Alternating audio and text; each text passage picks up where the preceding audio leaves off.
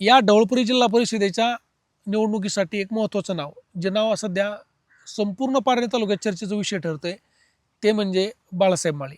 म्हणजे एका भिल्ल समाजातला तरुण आज या निवडणुकीला सामोरं जातोय. पारनेर तालुक्यातली ही पहिली अशी घटना असेल असं मला तरी वाटतंय, की एक भिल्ल समाजाचा तरुण आज जिल्हा परिषदेसाठी उभा राहतोय किंवा जिल्हा परिषदेची निवडणूक जिंकू शकतो, अशी परिस्थिती सध्या बाळासाहेब माळी यांच्या बाबतीत आहे.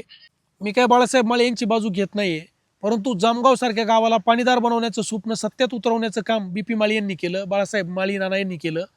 तर अपोजिटला अजून त्यांच्या कोण आहे माहीत नाही, किंवा बाळासाहेब माळी नेमकी महाविकास आघाडीकडून निवडणूक लढवणार की महायुतीकडून लढवणार हेही मला माहीत नाही. बाळासाहेब माळी हे निश्चितपणे जिल्हा परिषदेची निवडणूक लढवणार, यात तीळ मात्र शंका नाही.